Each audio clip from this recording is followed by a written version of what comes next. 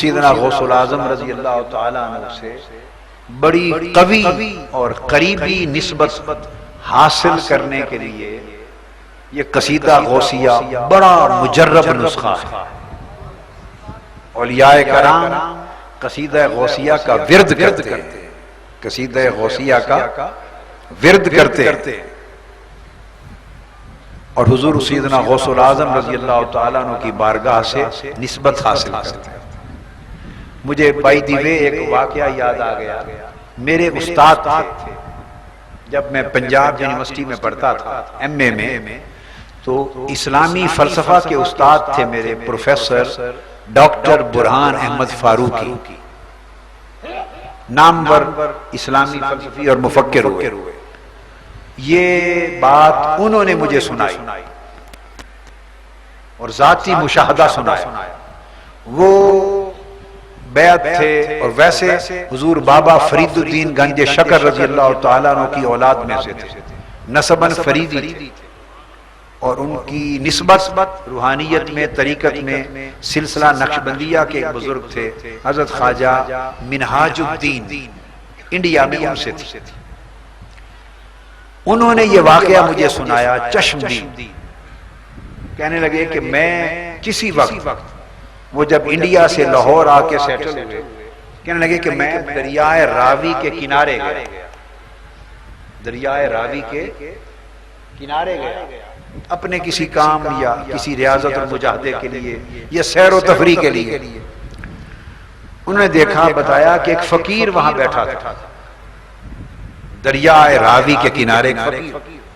اب یہ کتابی بات اور سنی سنائی نہیں، مجھے انہوں نے بتایا کہ میرا آنکھوں دیکھا واقعہ۔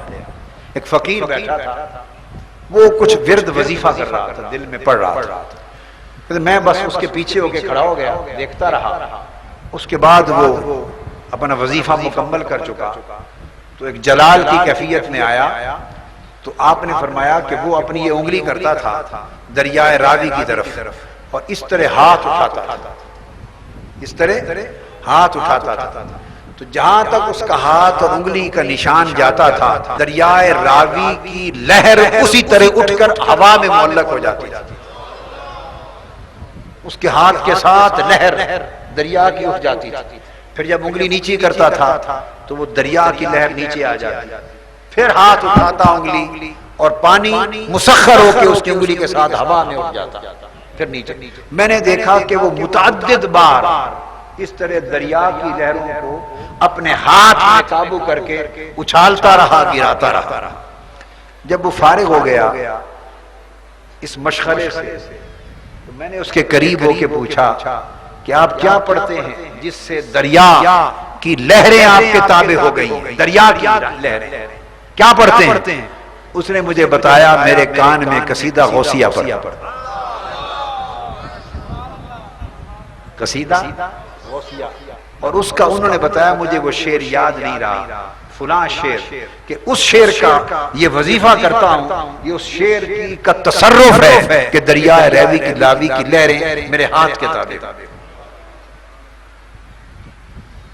یہ حضور سیدنا غوث العظم رضی اللہ تعالیٰ عنہ کا ایک کلام، ان کے کلام کا وظیفہ کرنے والے آفاقی عناصر کو اپنے تابع کر لیتے ہیں، تو صاحب کلام کے آفاق و عالم میں تصرفات کا عالم کیا؟